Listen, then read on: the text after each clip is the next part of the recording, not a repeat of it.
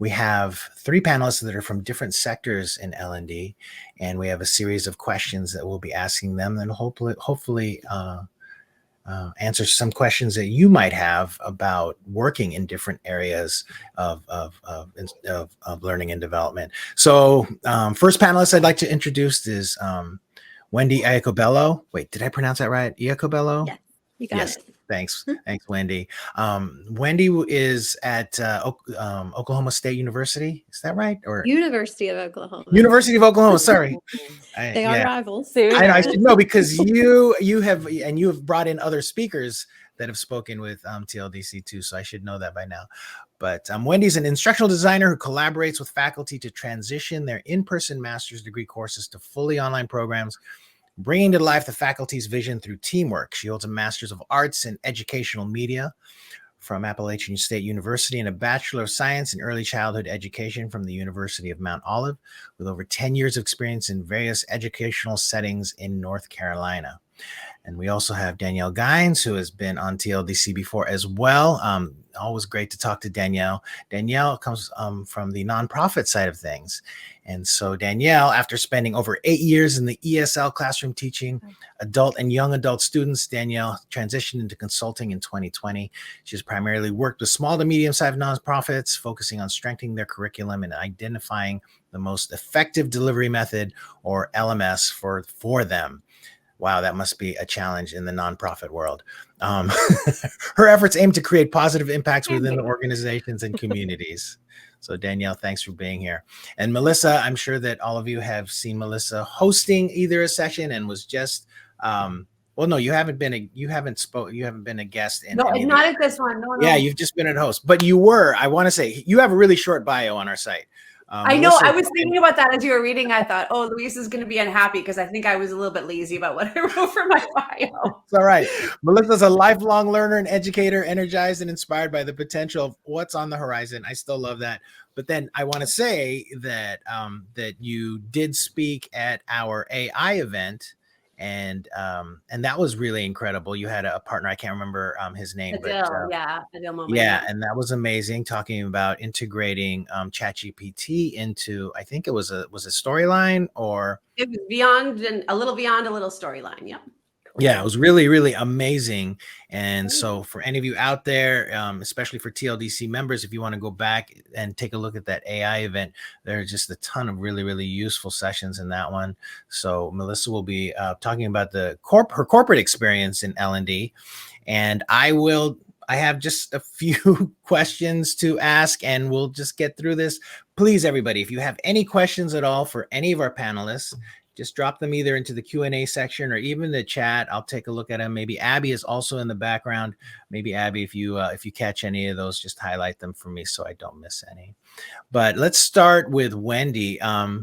So Wendi, you are on the higher ed side of things, and you have a background in teaching, yes? Yes, I spent about almost a decade in the classroom, and my very first teaching job ever was teaching early childhood education classes in the community college environment. And so that's really where my career started, was in higher ed, but community college world. So I spent a great deal of time working with all types of students in that environment, and really enjoyed just working with various age groups, not just in early childhood, but also all of us talked before we got in here, and we all found out that we have worked in the adult education world. So I've worked in the adult education world with students pursuing their high school equivalency diploma. So a great deal in the classroom with adult learners, and also in public schools in special education. So my background really revolves around adult ed and special ed. And so the transition into instructional design, how did that happen? Well, I was finishing my master's degree, and just I really think things through before I commit to something like graduate school and things like that. So I did my research at the time, and online education several years ago was still very popular and taking off. And I kind of looked towards the future and thought, where do I see myself when I don't want to be in the classroom anymore? And that was more in training and development. And in my role in the community college world, I did a lot of integrating technology workshops with other instructors and adjuncts, and I was so energized when I did those. I just loved training and development and helping my team learn different ways of teaching things or new and innovative technologies and using those in the classroom. So that really energized me. So that's kind of where I went to get my master's degree. And I just felt like that would be a good place to go next after finishing almost a decade in the classroom. And you decided to stay, like, in academia, where you're in higher ed, or did you make any forays at all into nonprofits or into the corporate world or anywhere else? Well, just like a lot of people I've seen in this conference talk about, or even just people that I've connected with on LinkedIn talk about the frustration of applying to a lot of jobs and getting a lot of rejections, or the frustration of going on all these interviews and creating all these things only to get another rejection, or making the final round of interviews and still not getting chosen. So that was kind of my story from I started applying to jobs before I graduated with my master's degree to kind of get ahead of the curve. And I spent I would say almost a year and a half, 2 years of solid applying and frustration and interviews and all this stuff. Wow. And what happened after that, which people talk about a lot, but it never happened to me, was I met a magical connection on LinkedIn. A very magical connection. And I don't even know honestly how we found each other, but this person was pivotal in my career transition into instructional design. So always very grateful to her. Wow. And you are on an incredible team. You've introduced me to a couple folks. It was John and I can't remember. Keegan. That's right, Keegan. Keegan was, he helped us with the Dungeons and Dragons event, and yeah, and I know that they've talked gamification with us. So it seems like you have an absolutely fantastic team. Now your transition into working instructional design in higher ed. I mean, was it what you expected? Was it easy? Was it bumpy? Can you give us any feedback on that? I think the application part of it all is the bumpy part for everybody. And what I want to say, beyond meeting a magical connection on LinkedIn who heard my story and frustration and saw the value of what my experience was, because I was starting a lot of self-doubt. And with my background in adult ed and working with adult learners and adult basic ed, she knew a company that was hiring that would be a great fit, and it was a great fit. And so I dabbled a little bit in it's kind of the corporate world for about a little over a year. And that experience, it was contract work and it was part-time work, but that experience propelled me into what my dream was, which was to be in higher education. So I wanted to talk about the value of LinkedIn, the value of taking on some of these roles that might not be full-time or what you were hoping for, but it's still a good fit and people are seeing your value, because that might lead to that next step in your career and your transition. That's interesting. You know what? I am going to take a note of that because I want to ask everybody first before we get into that.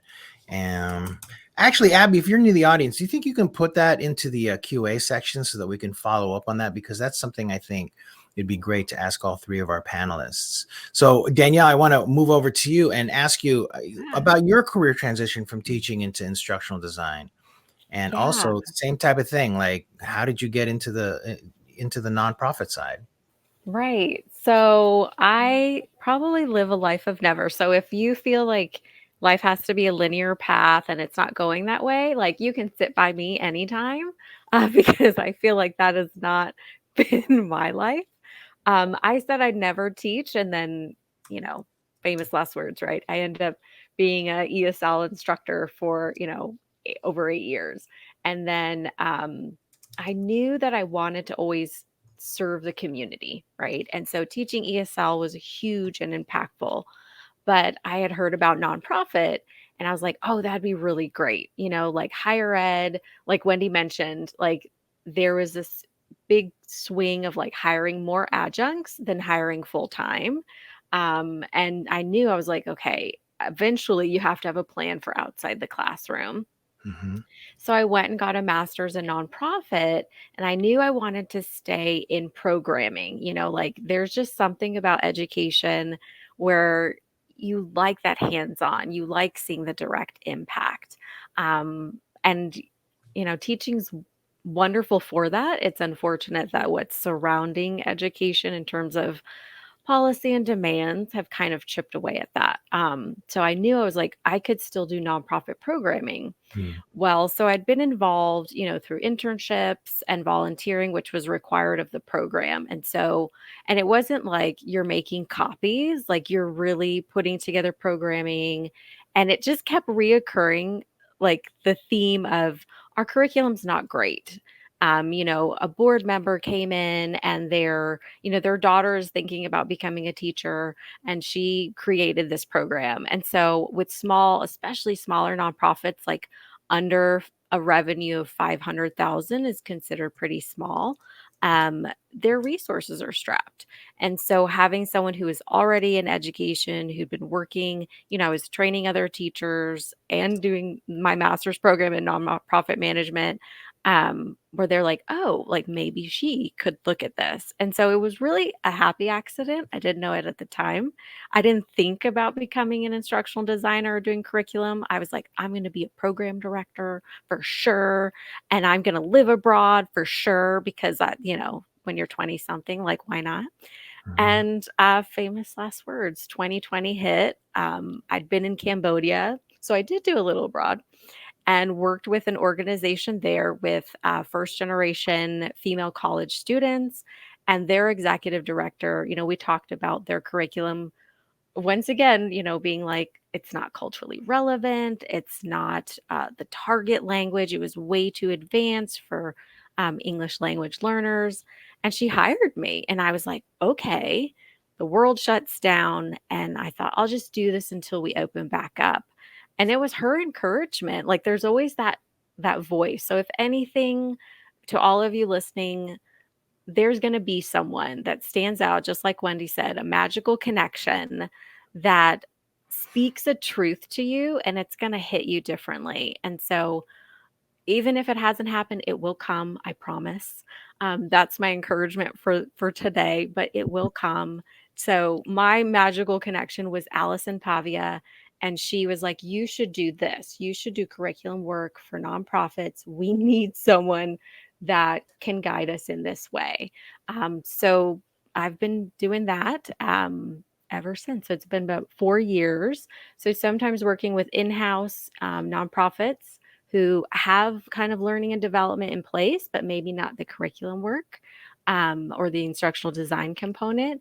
And then some where they're very small, like 3, staffers, and they need a complete consultant to come in and create everything. So here we are. Wow. No, that's a great story. And I know I recall from talking to you in the past, like, you were living in Australia, I think it is. Yeah. You were Good farming. memory. So, yeah. But were you always inclined to do the nonprofit side of things? Was that kind of? I still, and maybe that's just part of like life. I don't know how it happened across my path, because higher ed, I mean, my parents were teachers, my grandmother was a teacher, like, so no one really entered nonprofit. But I knew, maybe it's also part of like our generation was like, get a degree, right? That'll advance you in another career. And so, which, I can always talk about later as well, whether yay or nay. With nonprofit, you don't have to have a master's in nonprofit management to advance. So just FYI. So yeah, so I knew it was something that it just hit differently. And I was like, okay, I really like this. And with, I can only speak to my department in higher ed. It was shifting away from really asking and getting input from the students and the teachers. And I just felt like that environment was not going to be conducive for me. And, where I am in North Texas, it's a very big community college. So I was like, I need to just shift away. Interesting. Very cool. All right, Melissa. So I think that my own history in L&D has primarily been on the corporate side. So I feel like maybe, Melissa, I would be a little more familiar with your story than the higher ed and the nonprofit side. But what was your journey transitioning as from teacher to instructional design? All right. So yeah, I was just bonding with Danielle and Wendi because we do have that adult education background in common, specifically with Danielle with teaching English. Mm-hmm. So I am living just outside of Barcelona, Spain. I'm originally from Massachusetts, but I, as Danielle mentioned, like many 20 somethings, I thought it would be funny if I went to live in Europe for a year. And that was more than 20 years ago. So it's stuck and I'm still here. And when I first started, I was teaching English EFL, English as a foreign language, to anyone who would hire me, really. And then it's a great field because there are lots of different paths you can take. So I ended up getting into official assessments. There are a lot of high stakes examinations, and I did some logistics and some training for Cambridge, which has a big foothold here. I did some teacher training, and then I did some translating and some materials writing. And I ended up doing a lot of bespoke courses for companies and individuals who had very specific projects, which was so much fun. Like everything from, there's an author who one of his books was translated into English and he wanted to do a whole book promotion video series, and wild things. That was just a great time. And I did also have an eye on, I was running around the city sort of with, one class on one side of town, another on the other side of town, another in a different town that was 3 hours, and I would get home at 11 o'clock. I loved it, but it wasn't super sustainable. And I always did have an eye on, I did a few online sessions once in a while, but I always had an eye on maybe online teaching, maybe there's a different next step that I wasn't quite sure about.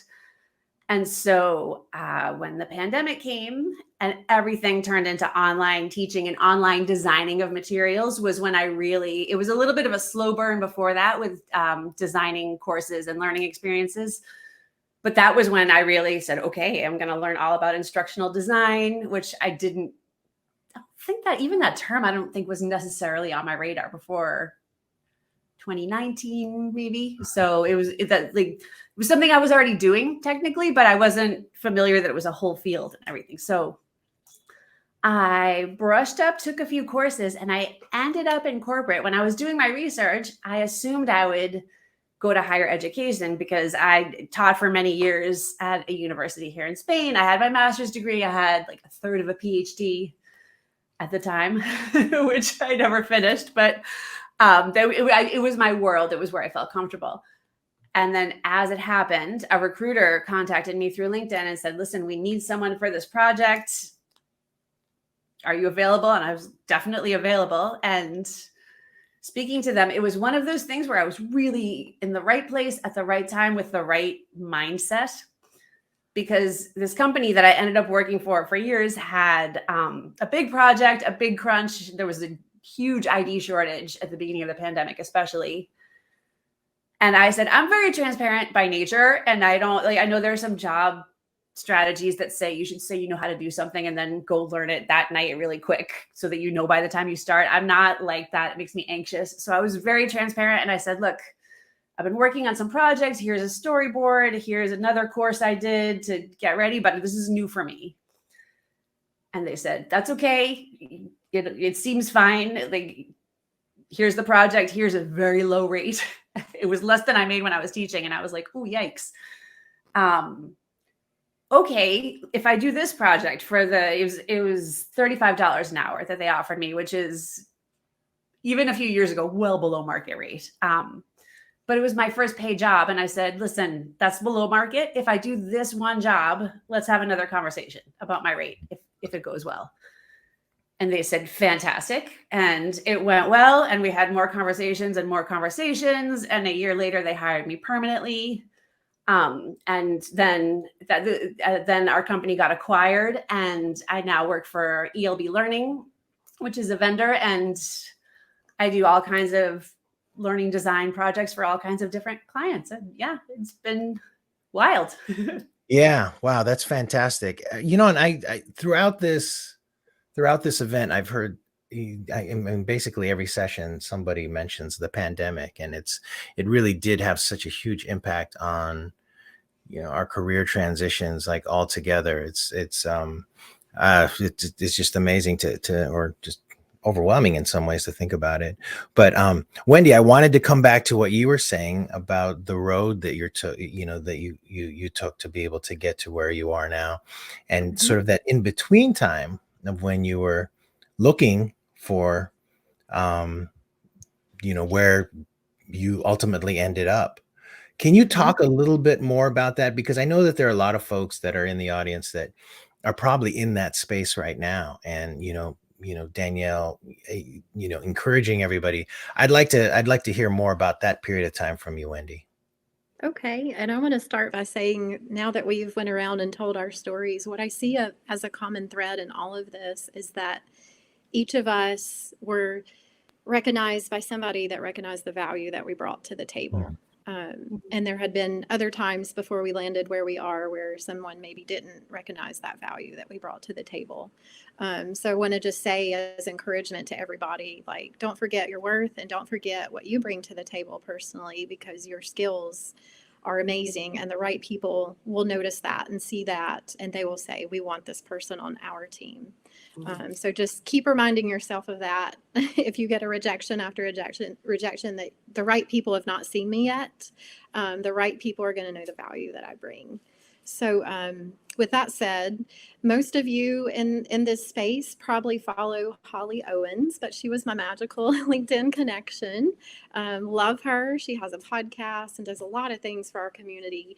And, she just really connected me with a great company that was kind of my foot in the door situation, that was doing some really good work for high school students before they dropped out of school to help them graduate and things like that. So that was very much in alignment with what I had been doing prior. And the opportunity came up when my family relocated to Oklahoma, and I drove past the University of Oklahoma one day, and the campus was so beautiful. I just looked over in there, like, it's something about when I drove by just invigorated my soul. And so I went online that night and started to see if they had anything open in my field. And at the time I was interviewing with the University of Oklahoma, I was also interviewing with the community college here, which was my former environment and very familiar. But like everyone tells you, and this is true, really interview the place, because I felt just really warm and comfortable with the people that were interviewing me at the University of Oklahoma. And they have been the best teammates, and we really help each other to grow a lot. So I really looked at those things, because more than just getting into instructional design and being in higher ed, I wanted to be with a good group of people who not only saw my value, but who also enjoys what they do and wants to help each other grow and not be that competitive kind of situation. So, and that's exactly who our team is. Like Louise said, we've been at other TLDC events and, love sharing knowledge with others. And what I get to do in higher ed, and what's still invigorating to me, is working with faculty and supporting them. I absolutely love it so much. What do you love about it exactly? Can you, for folks that are looking to transition into this field, can you describe it just to give them an idea of what that's like? Well, in our situation, each instructional designer has a program portfolio. So you're paired with certain programs. May not always be what your background is, but it just so happens that one program I got to work with has a lot of theory-based stuff with theorists that I studied in my undergraduate degree. So in that space, as I was working on the curriculum, I got to nerd out on all these theories that I had heard before and really learn different things. I'm also paired with programs that I know nothing about, but I learn every day from those subject matter experts. And I guess what I enjoy the most is not only learning from the subject matter experts, but also teaching them how to be better online educators and that sort of thing. And that's the piece that really invigorates me the most, because I feel like they don't know what they don't know. And I'm always present myself as an ally with them. Hey, I'm here to help you. I'm here to make you shine. I'm just your magical fairy behind the scenes. Is kind of what I am. Like, I'm not very forward facing with students anymore, but I am a big advocate for students in the background behind the scenes. And so I feel like, some instructional designers may say, or people getting into the field might say, I'm really going to miss that forward facing with students. But I can guarantee you, in your role, especially in higher ed, because of accessibility compliance and things like that, if you have a background in special ed, that's a really great ability to have, because you're going to be able to see courses online through that lens. And that's where I think that experience in my past is very helpful, because I can see the faces of all those students that I've worked with in the past, and I look through that course through their lens. And I think it's also really helpful knowing how adults learn, and having had that classroom experience to know what things work well and how to really engage adult learners and things like that. So I really, really enjoy those topics. I know we've talked about artificial intelligence, and you've had a whole conference on that. So really just getting the buy-in from faculty to try new things. You almost have to put on a sales hat, because you have to pitch it and show how the research supports this, or how this really helps students to become engaged. And I enjoy that part of it too, when I can twist somebody's arm to try something new and it works well. Doesn't always work well, but when it does, it's a beautiful thing. It sounds so great. I would love to hear, though, like maybe you and Danielle can kind of contrast how that dynamic is between like higher ed and nonprofit. And then Melissa, if you have anything too, because it sounds different than corporate too. I mean, all three places. And I think that's what we're all here for, to see what are these, these different sectors like. So maybe Danielle, we can start with you. How do you think it's, on the nonprofit side, can you compare that a little bit? Yeah, sure. So a couple things that I really felt like hit me well with the nonprofit is there's still a lot of flexibility in higher ed, as well, at least I can speak for my former college. There was a lot of bureaucracy, a lot of high salaried, high titled folks versus the closer you get to, now I'm not saying, nonprofit is known for paying really well, but there's a lot of pushback now in the sector on battling the scarcity mindset, which is also big in education, and having that freedom to start to see policy change in your organization. We do have a board of directors, which I know corporate and higher ed also do, but the board are kind of like we always say, you're beholden to the public. And so public demands and public funds have to be kind of, that fiduciary responsibility creates a very interesting, sometimes positive pressure to create more positive change internally. So I've seen some more positive things happening in nonprofit that have benefited higher salaries, a return, or maybe adding some gasoline to, learning and development as a very viable part of sustaining the mission of a nonprofit. And Melissa, what do you think on the corporate side of things? Like, I mean, you're remote. You work for ELB Learning. Let's see, I've known Andrew and Sean for years. Just a totally different kind of deal. Like, it feels like. I think so. ELB Learning was big a few years ago. It's enormous now. And I think there's a huge umbrella of things that happen there. And I was thinking, it's very corporate. But what resonated with me that Wendi said is that keeping an eye on, in Wendi's case, your students, in my case, it's the learners, having them front of mind. I do think about that with everything that I design. Even though I had my direct contact is with the stakeholders, is with the CLO or the head of learning or the internal staff of the clients, but it's always with an eye on where does this end up? What are people going to experience when they get there? And sometimes it's on a huge scale. We've done onboarding programs for that we're going to go out to thousands of people, and I think kind of having educator heart. Like I take that seriously, that this is people's time and they need to know this, and it's important to me. So that actually really resonated. And in terms of getting by it, we do one thing that, like I said, I always thought I would end up in higher ed, but one thing I love about corporate is it's a little bit of a wild, wild west situation in that you don't have to ask for permission to do kind of cool things if you have an idea. That there aren't a whole bunch of people behind you going, like, but did you get sign off and did this? If it's something that the client is excited about and that we're excited about, we can sort of make it happen very quickly. Mm-hmm. Most of the times that's a good thing. Yeah, sure. There are times where you think, ooh, that could have gone better. Absolutely. You know, but there's a lot more freedom in that sense, I guess I would say. Yeah, I was gonna, and that, you know, sort of my next question relates to more the technology and innovation side of things, and this is a little different because I know on the corporate side, the one thing that I hear a lot of folks talk about is that, well, you have budget, and you can you can afford the technology, you can innovate quicker, you just have all these opportunities to just do things like quicker than you might at a nonprofit or higher ed. But Wendi, it seems like you sit with some innovators and you have access to a lot of technology. I mean, you know, between John and Keegan, I was just hearing stuff. I'm like, wow, you guys do some really leading edge stuff. So on the higher ed side of things, what about that technology and innovation piece? Can you speak to that a little bit?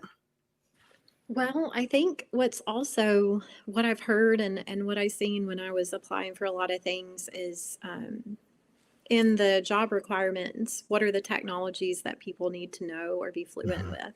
Some of those technologies are pretty expensive to buy your own subscription to. So a lot of people coming into this space don't have that experience with those technologies. And the great thing about higher ed and my specific team is I wear the hat of the learning science person and collaborating and working one-on-one with faculty. I don't have to so much wear the hat to be a media specialist because we have a team that does that and they do that very well. So that allows me to focus more on curriculum, on the online learning experience, and all the pedagogical things, best practices in online learning and such, and less on having to wear the hat of media and the learning science expert and the curriculum consultant and all those things. So I like in my position that those things are a little bit more separated because everybody gets to do what they're best at. And then we all are responsible for making these courses amazing. So it's not a me effort or a me and an SME. There's media involved. There's quality assurance checks and people that read through every page of our courses before they go out to the public. They're really our heroes behind the scenes. Right. So it's a team effort, and I love the way it's arranged like that so that we can all do what we're great at. No, that's great. I mean, just organizationally, it just sounds like a fantastic environment. Danielle, on the nonprofit side, I mean, I'd always thought, or I just heard, like, you know, if you're a nonprofit, pretty much your only option for an LMS is going to be something like Moodle. But, you know, like what? Moodle is better now, though. In defense of Moodle, they've gotten better.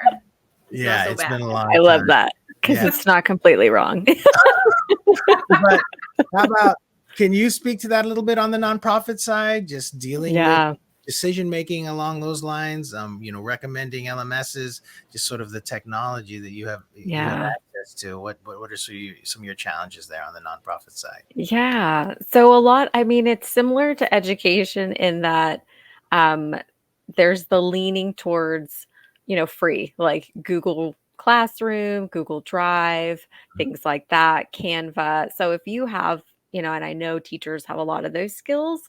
So that it's so hard sometimes because you're thinking like, oh, I know this in and out. That's still a very viable skill. And so always kind of thinking about like, what can I transfer from that? So when it comes to resources, I use a lot of Capterra, and I always ask the nonprofit, like, what's your budget for this? Usually it could be funded through grants, and then they'll spend a year fundraising to be able to sustain that as a permanent budget line. But yeah, I haven't had anyone use Moodle yet. So I don't know in case people are, thinking things are down for nonprofits, but they do want higher tech. They want to be able to have it be user friendly, intuitive. A lot of it is, the volunteers are going to be using this, staff orientation, training board members, things like that. In fact, super random fun fact, but like the Girl Scouts, because the cookie sales are technically considered volunteer, they don't get to tax that money. So that's why it's volunteer force is so important in nonprofit. So a little like peek behind the curtain to things like that. So Love it. Okay. Yeah. Interesting. And, Melissa, on your end, when it comes to, because I know that when I think about corporate, business alignment is just pretty much kind of the overarching thing that, is always like basically standing behind you when you're sitting at your desk. It's like how, you're just worrying what value are you providing the business? That doesn't seem to be as an overwhelming a factor for higher ed and nonprofits. But how does it feel for you, Melissa, when you have to think about your work and in relation to the business? Is that something that you can speak to? A little bit. To be honest, Louise, maybe I might throw this question back at you later because I think you might be able to speak to it better than I can. Since I work for a vendor, over the course of a year, I probably work for 7 different companies with 7 different projects and 7 different business strategies and goals that we're working towards. And it really runs the gamut. And like I was kind of laughing with Danielle because the way companies is fun. I think my job is fun because you get a little like peek behind the curtain at every single client and their company and the way that they work. And it's so different, the way that budgeting works, the way that resources work, the way that I think when I was younger, I had this idea that companies draw up a budget and make a plan. And then, what's the plan for January? It's this. What's the plan? Some companies, yes, but there are a lot of companies that, either have very little budget, big companies that have very little budget and maybe not Moodle, but they're like, how can we do this? Because for my particular piece of this particular pie, I need to make everything happen for shoestring money. And then there are companies that, someone says, listen, I need to use all my budget by a month from today, or else when the budget renewals come, they'll say, I don't need as much money. And so give me bells, give me whistles, give me, yes, VR, interactive, what'll it cost? Like crazy. So it's all over the place, really. Like, most of the time they're aligned with, going back to your original question, Lisa, most of the time those are aligned with business strategies and goals. A lot of times it's individual departments who have specific objectives. Sometimes people come with one idea of what they want, and then we take a closer look at their goals and sort of move them in a different direction that would suit their purpose better. Because this is very, I think, typical across, I would say across all facets of L&D, that sometimes people say, oh, we need more training on this. And you ask a few questions and say, well, do you, or is it this, or is there another question? So there's always a little bit of investigative work as well.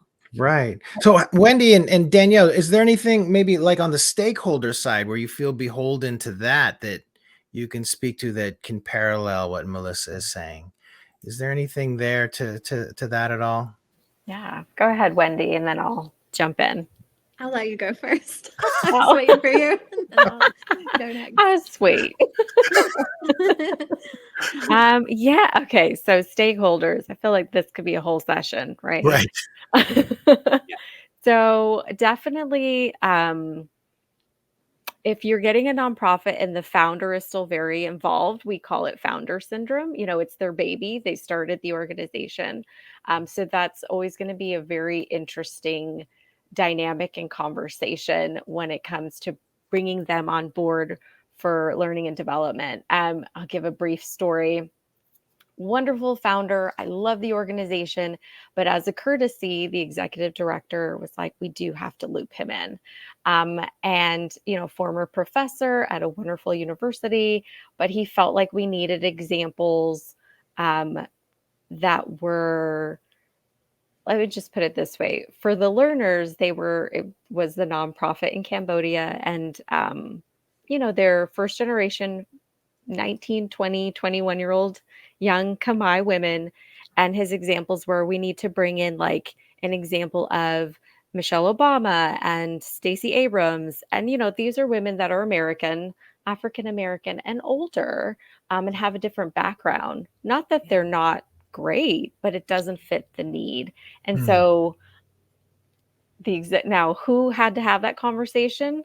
I did, not the executive director, Right. not the program director, but coming in and explaining the value and saying we have to stay learner centric, and then bringing in the board approval as well. Sometimes with nonprofit, and there's some very well-to-do nonprofits who are using, Storyline and Articulate. So like United Way is like when Melissa was talking about all the budgets, they're out there for sure. And so in the Google Doc, there's also like, you can check nonprofits 990s, which is their tax form, and see how much they spend in, specific programming and things like that to give you an idea of financial health of, their different departments. So that's always a way also to look behind the scenes. But yeah, sometimes you have to kind of create, like, help them along to make the case for your, project and say, this is the kind of impact it's going to make. Instead of doing a standard after school curriculum, we're going to be talking really about what's behavior change and doing, skill readiness for the juniors and seniors or something like that. So it's a lot. And I think Wendi and Melissa also talked about that as well. It's a persuasion game still. A lot of people come in with like, this is what we're going to do. And you can see, especially having a background in teaching and education, okay, we're going to have to like tweak this. And I'm hopefully going to convince you that this is the right way, not because of me, but because of being learner centric. Fantastic. Wendi, is it okay, in the interest of time, I want to share the image that you sent over, and maybe just we can wrap up and talk about that. There are a couple questions in chat, and so let me do that first. While I'm going to share this, why don't we answer this first one from Mark Cardwell? Mark is asking, any consensus on ID market rate right now? I'm sure there's a range, but just curious, like a ballpark. Any feedback on that one? A consensus on ID market rate. It depends. Like for nonprofit, I can just speak to, it depends on the financial health of the organization, also where they're located. East and West Coast organizations already know that they're going to pay a higher rate. So I've seen, between 70, 80,000 in New York City. There was, I think it was like 6 figures for an instructional designer. But then, you come into, like, I think Texas, I saw something for like 65 to 75,000 for salaried. So, mine's not probably a good like stake to make, but yeah, you'd still have to do some research there. Okay. All right. And Thank you for that. I think it depends on like years of experience too, when you're looking at that market, right? A lot of those hourly rates or salaried rates are also based on years of experience. And it depends on if you're a contractor or you're a full-time employee as well.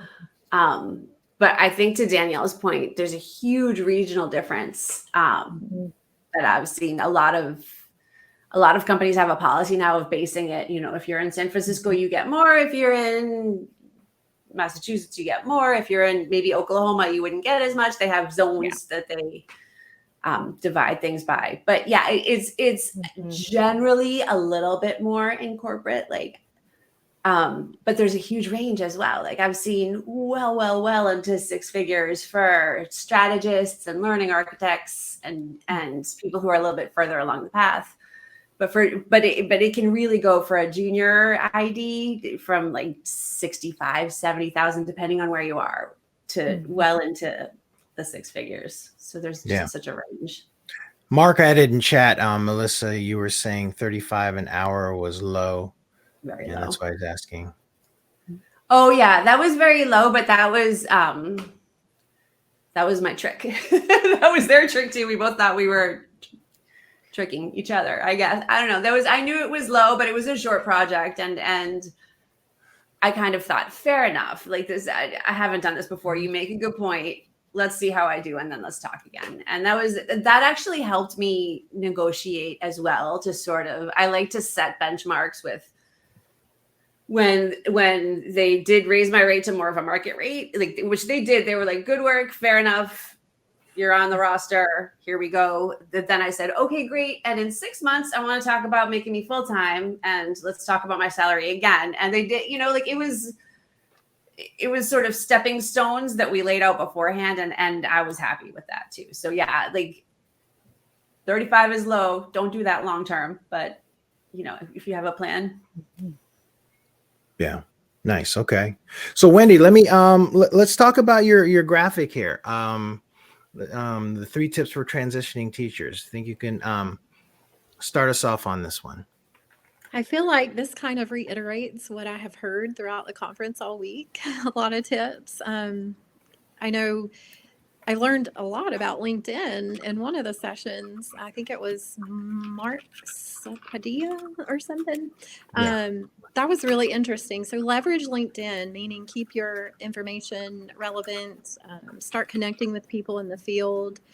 Feel free to connect with me if you want to reach out and need any advice or anything. I'm happy to do that for you as well. So leverage LinkedIn for what it's there for and start connecting with people in this field.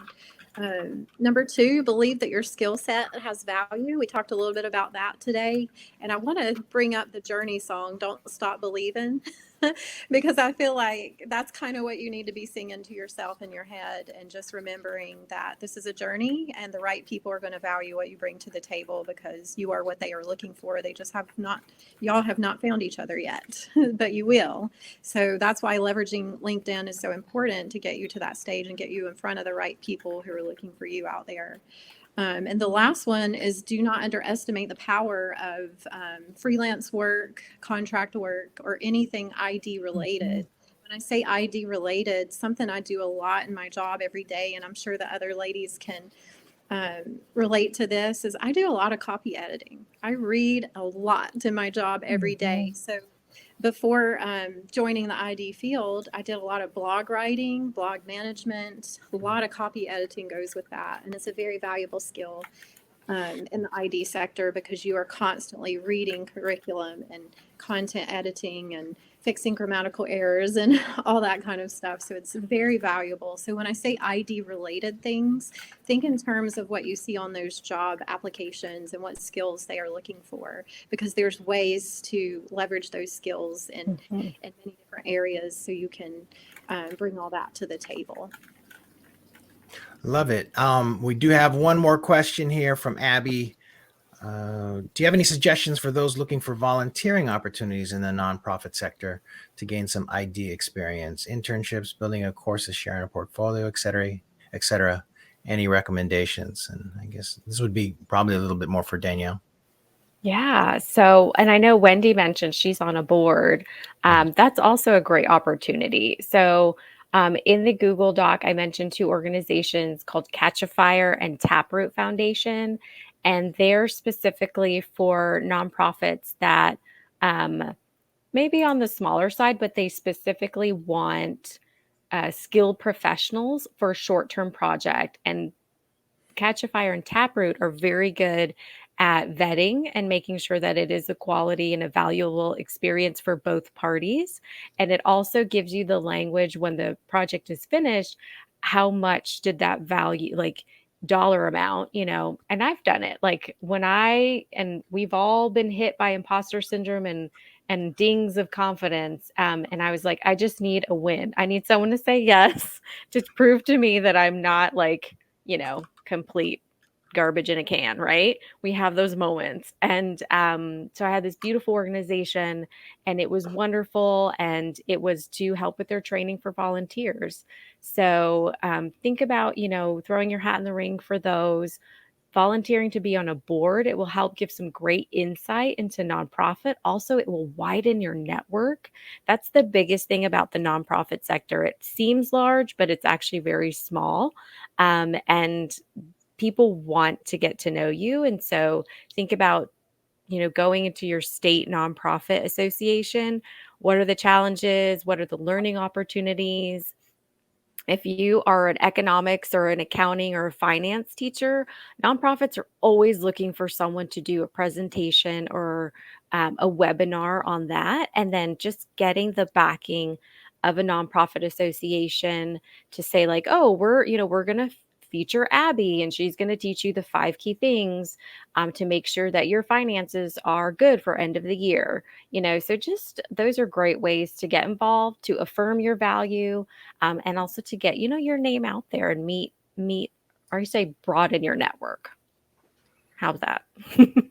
I love it. That is great. And it kind of also aligns. I mean, I don't have a formal way of how I do a lot of the TLDC stuff. I mean, Abby has just gone through the process of all of a sudden hosting most of the sessions this week, which was not really a planned thing, but I'm just really loose about it. But I do, if you want to get involved with TLDC, it really is just kind of one of those things where if you're around in the Slack channel and you feel like doing something, I'm totally good with that. And I do think that you end up meeting other people, you network, you get your you get some visibility, and it can actually be kind of fun. I do have one last question for myself that I'm really wondering this. Oh, Jared, no, TLDC isn't a nonprofit. I've thought about turning it into a nonprofit, and honestly, it is, in a lot of ways, it's just a passion project of mine that I do because I have been in this space for so long.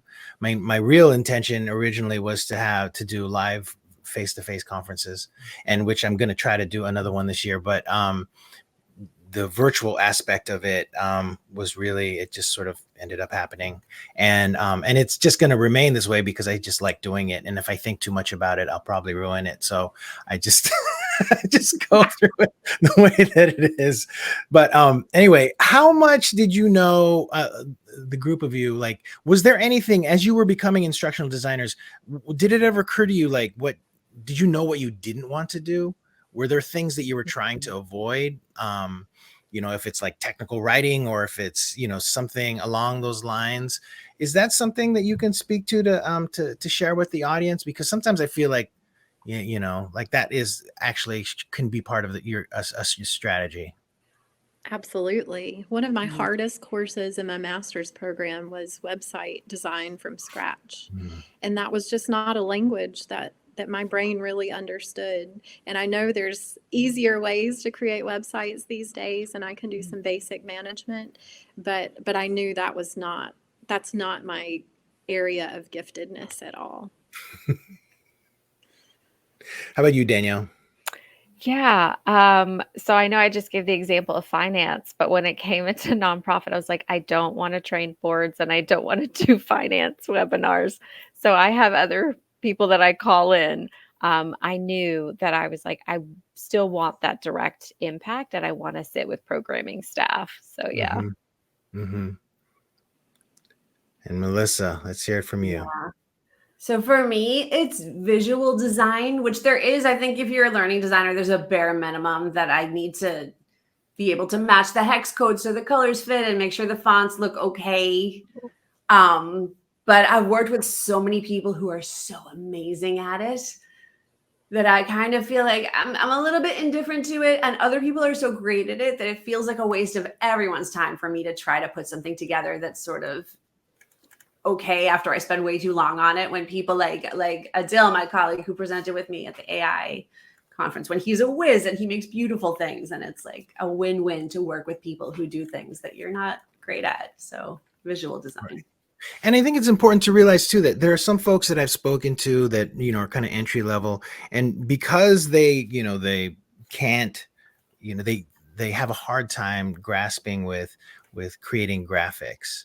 They feel like they're failing at what they're trying to do, but you're not. There's so many other different directions you can take your instructional design career. I mean, just to wrap up, can the three of you just talk a little bit about that? Because I think that's really important too. I think it's important to understand what kind of hats you're going to wear in each of these roles, and evaluating your skill set and your desires and what energizes you really about this field, and figuring out that will help you figure out where is the best fit for me. Is it nonprofit world? Is it corporate? Is it higher ed? Because again, I think corporate pays more because you wear a lot more hats. Higher ed may not pay as well as the corporate world, but you're wearing less hats and you're really hemmed in and focused on that area that you're really good at. That's so funny, because I was going to say, in nonprofit, get ready to wear a lot of hats.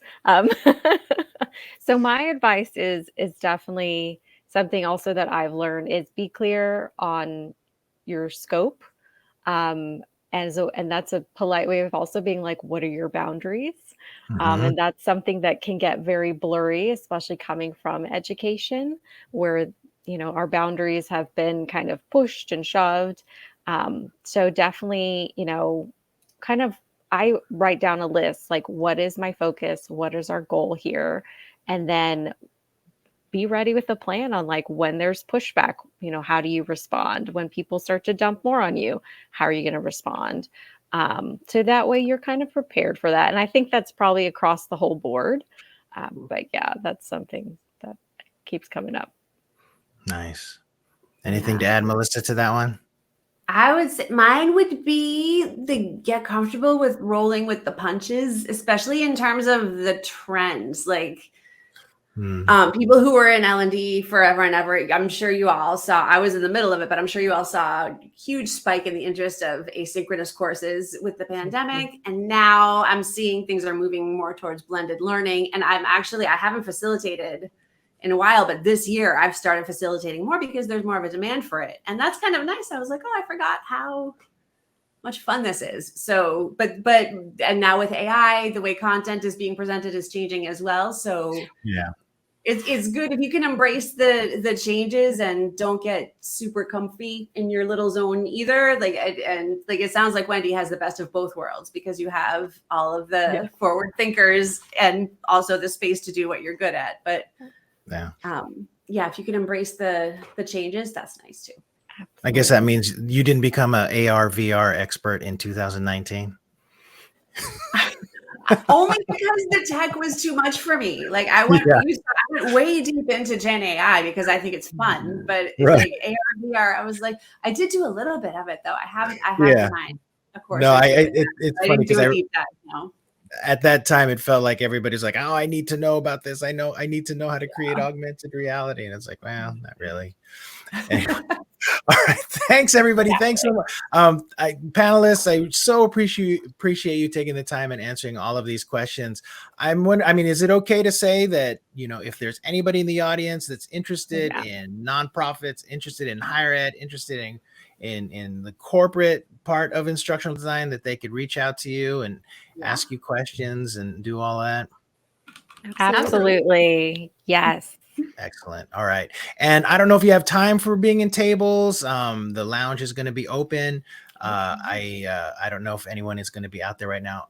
But feel free to take a table if you'd like to talk out there. We have one more session to go today, and to end the event, it's going to be with Rebecca Pregine, Negotiating Your Wealth, Unleashing Your Value, and Knowing Your Worth. This is definitely sort of like if we're talking about market rate, Rebecca is going to be great at that. She is a freelancer and has been on TLDC quite a few times, and she's here to close out the event for us. So hopefully we'll see you there.